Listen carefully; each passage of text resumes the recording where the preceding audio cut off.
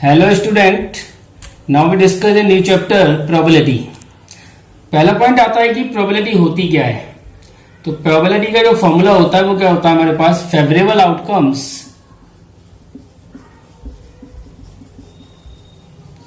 Upon total outcomes. Total outcomes, तो favourable outcomes का मतलब ये है कि जिसकी प्रोबेबिलिटी हमें फाइंड आउट करनी है, फाइंड द प्रोबेबिलिटी जो हमें गिवन है उसके फेवर में कितने केस हैं। टोटल आउटकम्स का मतलब क्या हो गया कि जो हमारे सैंपल स्पेसिस होते हैं वो हमारे क्या होते हैं, टोटल आउटकम्स होते हैं। जैसे यदि मैं बात करूं कि मेरे पास एक कॉइन है जिसको मैंने एक बार यदि मैं टॉस करता हूं वन टाइम, तो मेरे पास दो केस बनते हैं, या तो हेड आएगा या टेल आएगा। यदि कॉइन में मेरे पास दो केस हैं तो चार केस बनते हैं, या तो दोनों head, head tail, tail head और टेल टेल। यदि मेरे पास कॉइन तीन बार टॉस होता है तो हेड हेड, इसका सबसे सिंपल तरीका है कि चार हेड लिखो, चार टी लिख दो, दो एच लिख दो, दो टी लिख दो, दो एच लिख दो, दो टी लिख दो, H T H T H T और एच टी। तो ये मेरे पास जो वैल्यू है ये क्या हो गई, तीन कॉइन के लिए। यदि इसी तरीके से ये coin number of the terms n, यदि कॉइन को मैं n टाइम्स हेड थ्रो करता हूं तो उसकी जो टोटल प्रोबेबिलिटी होगी वो क्या होगी, 2 की पावर n। कॉइन को एक बार टॉस किया तो 2 की पावर 1, दो बार टॉस किया 2 की पावर 2, तीन बार टॉस किया 2 की पावर 3, n टाइम टॉस किया तो 2 की पावर n। ये हमारे क्या हो गए, कॉइन के केस हो गए। दूसरा केस आता है कि यदि मैं एक डाई को थ्रो करता हूं, तो डाई को यदि मैं एक बार थ्रो करूंगा तो केस बनेंगे 1 2 3 4 5 6। यदि मैंने कॉइन को दो बार थ्रो किया तो मेरे पास केस बनेंगे, ये देखो 6 की पावर 1 है तो वो क्या बनेगा 6 की पावर 2, मतलब 36 केस। 1 1 1 2 1 3 1 6, 2 1 2 3 2 2 2 6। इसी तरीके से वैल्यू 6 1, इससे वैल्यू 6 6 तक। और यदि मैंने कॉइन को n टाइम टॉस किया तो वैल्यू क्या बन गई, 6 की पावर n, 6 की पावर n। नेक्स्ट है मेरे पास कार्ड्स। अब देखो मेरे पास चार टाइप की शिफ्ट होती है, इसमें टोटल कार्ड मेरे पास कितने होते हैं, 52। मेरे पास जो फर्स्ट है वो होता है spade, second club, diamond, heart.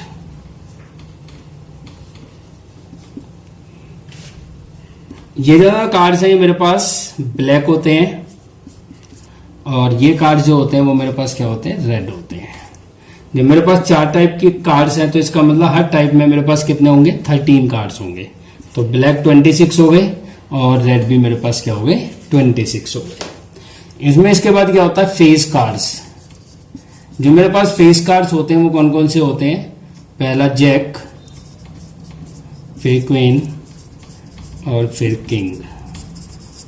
इसके बाद मेरे पास honourable cards. Honourable cards, honourable card जो होते हैं वो क्या होते हैं, जैक, क्वीन, किंग और एस। ये मेरे पास चार टाइप के कार्ड होते हैं जिन्हें हम क्या कहते हैं, ऑनरेबल कार्ड्स। इन पे फेस बना हुआ होता है, ठीक है जी। एस वाले में ए लिखा होता है, यहाँ के लिखा होता है, ये क्यू और ये Jack.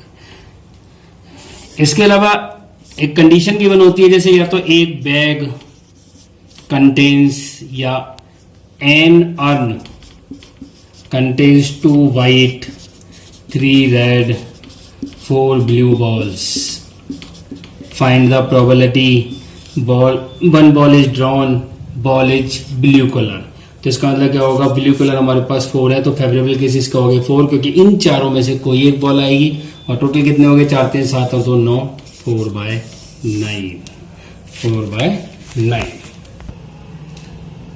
Type of the events, पहला मतलब एक टाइप आता है उसमें हमारे पास mutual exclusive events.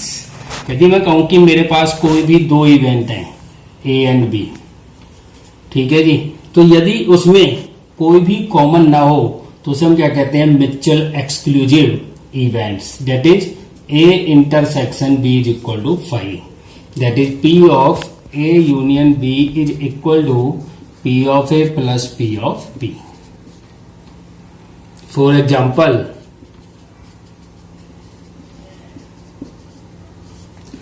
a card is drawn from a well shuffled deck of 52 cards.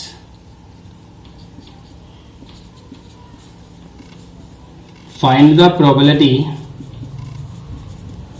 card is either king or queen.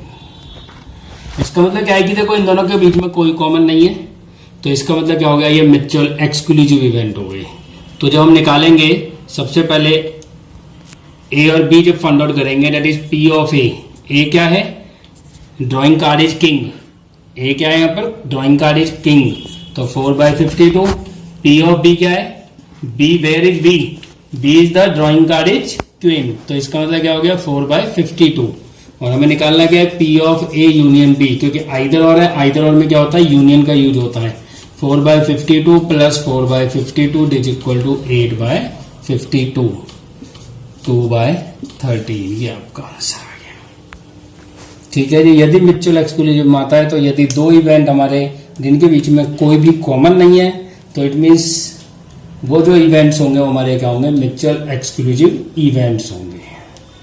यदि मैं चाहूं तो इसे एक बॉक्स के अंदर ले लेता हूं और ये यू, ठीक है जी। इसके बेस पे मेरे पास यदि probability of A union B, A intersection B की यदि मैं वैल्यू निकालूं तो वैल्यू क्या आएगी, 0। ए इंटरसेक्शन बी की वैल्यू क्या आएगी, 0।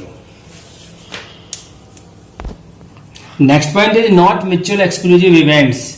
यदि मेरे पास कोई दो इवेंट है जिसके इन बिटवीन कोई कॉमन है, दैट इज ए और ये बी, यू, तो ये वाला पार्ट, ये वाला पार्ट, इसको कहते हैं हम ए माइनस बी, इसको कहते हैं बी माइनस ए, और ये पार्ट कॉमन हो गया, that is A intersection B. तो यहाँ पर हमारे पास जो फॉर्मूला होता है वो P of A union B is equal to P of A plus P of B minus P of A intersection B. That is जो दोनों इवेंट्स में कुछ कॉमन है उसकी प्रोबेबिलिटी आएगी, और ये दोनों की separate separate. For example, a card is drawn from a well shuffled deck of 52 card, find the probability it is the either king or red cards, red cards. तो सॉल्यूशन में क्या होगा, पी ऑफ ए, ए क्या है, A be the event that card drawing card is king, तो 4/52। P of B, where B is the drawing card is red card, red card 26/52। P of A intersection B, A intersection B का मतलब क्या होता है, both A and B, means तो दोनों में common है, तो दो किंग रेड होंगे, तो 2/52, 2/52। तो using the formula P of A union B is equal to P of A plus P of B minus P of A intersection B. तो वैल्यू आ गई 4/52 प्लस 26/52 माइनस के 2/52। तो ये कितना हो गया, 28/52, 7/13, ये आपका आंसर आ गया। Equally likely events, equally likely events, जितने भी इवेंट्स होंगे सबकी यदि प्रोबेबिलिटी सेम है तो उसको हम क्या कहते हैं, इक्वली लाइकली इवेंट कहते हैं। For example, a die is thrown, यदि मैंने एक डाई को थ्रो किया तो ऑफ नंबर 1, 2, 3, यदि इनका मैं सबकी प्रोबेबिलिटी निकालूं तो क्या होगी, देखो यदि मैं 1 की प्रोबेबिलिटी निकालूं, गेटिंग 1, तो प्रोबेबिलिटी क्या होगी, 1/6। Probability of getting 2, 1/6। Probability of getting 6, that is 1/6। तो देखो सारी वैल्यू सेम आ रही है, तो इन इवेंट्स को हम क्या कहेंगे, equally likely event, equally likely events. मैंने कहा a die is thrown, find the probability of getting 7। तो देखो जब मैंने एक डाई को थ्रो किया तो सैंपल स्पेस क्या आया, 1, 2, 3, 4, 5, 6।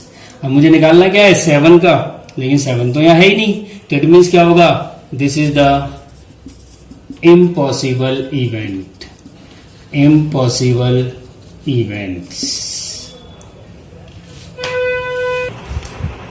Next है sure event. If a die is thrown, then event getting a number less than 7. यदि नंबर लेस देन 7 है, हमने एक डाई को थ्रो किया, तो इवेंट कौन से होंगे? श्योर इवेंट होंगे, क्योंकि 7 से लेस देन का मतलब क्या हो गया? 1 to 6 कोई भी नंबर आ सकता है, तो 1 to 6 में ये डाई के नंबर है हमारे पास, तो इसका मतलब वो क्या हो गया? श्योर इवेंट हो गया। इसके बाद नेक्स्ट पॉइंट है हमारे पास सिंपल इवेंट। सिंपल इवेंट क्या होता है? In which event has only one sample point, जिसमें केवल एक ही सैंपल पॉइंट हो। जैसे मैंने कहा कि मैंने एक डाई थ्रो करी, बनाने की प्रोबेबिलिटी बताओ, तो बनाने की प्रोबेबिलिटी क्या होगी? 1/6। तो इसमें क्या आएगी? सैंपल स्पेस का केवल एक सैंपल पॉइंट है, तो उस इवेंट को हम क्या कहते हैं? सिंपल इवेंट कहते हैं। उसके बाद है compound event. In which event has more than one sample point of the sample space, एक से ज्यादा सैंपल पॉइंट हो। जैसे मैंने कहा कि एक डाई थ्रो करी, 1 और 6 आने की प्रोबेबिलिटी बताओ, तो एक तो 1 आने की प्रोबेबिलिटी हो गई P of A, that is 1/6। P of A क्या हो गया? 1/6 हो गया। और दूसरी क्या हो गई? 6 आने की प्रोबेबिलिटी, 6 को हमने क्या मान लिया? 6 getting the 6 B, that is वो भी 1/6 हो गई। तो इसका मतलब क्या हो गया कि ये हमारे इवेंट क्या हो गए? एक से ज्यादा हो गए, तो उसको हम क्या कहते हैं? कंपाउंड इवेंट कहते हैं। उनको हम क्या कहते हैं? Compound event. एक होता है कॉम्प्लीमेंट्री इवेंट। कॉम्प्लीमेंट्री इवेंट में क्या होता है कि P of A plus P of A dash is equal to 1, मतलब ये जो डैश है इसे कॉम्प्लीमेंट्री कहते हैं। तो P ऑफ ए डैश की वैल्यू क्या होगी? This is equal to P of A. तो probability of non happening is equal to 1 minus probability of happening. यदि मैं वेन डायग्राम से देखूं तो ये यूनियन, ये मेरे पास यदि ए है तो ए डैश क्या होगा? बाहर वाला पार्ट होगा। ठीक है जी, इसको मैं ये भी कह सकता हूं A dash is equal to U minus A. ठीक है, तो ये क्या हो गया? कॉम्प्लीमेंट्री। इसके बाद मेरे पास एक पॉइंट आता है P of A minus B, जिसको हम क्या करते हैं? P of A intersection B dash भी कहते हैं, या probability of only A B कहते हैं। तीनों चीज क्या है? एक है। तो इसका फॉर्मूला क्या होता है हमारे पास? P of A minus P of A intersection B. दूसरा फॉर्मूला है मेरे पास probability of B minus A, that is probability of B intersection A dash और प्रोबेबिलिटी ऑफ ओनली बी। इसका मतलब क्या हो गया? P of B minus P of A intersection B, ये आपकी वैल्यू हो गई। इसे हम क्या कहते हैं? Only A and only B। जो हमने वेन डायग्राम बनाया था, ये A था मेरे पास, ये B था और ये मेरे पास यूनियन था। तो जब हमने फॉर्मूला ये देखा था, तो ये वाली वैल्यू A माइनस B थी, ये B माइनस A थी, और ये वैल्यू मेरे पास क्या थी? A intersection B। तो इस टाइप का ये पार्ट है, ये हमारा क्या है? बेसिक्स ऑफ द प्रोबेबिलिटी है, जिसका यूज 11th और 12th दोनों में होना है। तो अगली वीडियोज में हम 12th का पार्ट करेंगे और एक वीडियो में हम 11th का पार्ट करेंगे। तो बेसिक्स मैंने तुम्हें करा दिया, अब मेन पॉइंट जो रह गए, क्वेश्चंस रह गए, वो तो मैं तुम्हें नेक्स्ट वीडियो में कराएंगे।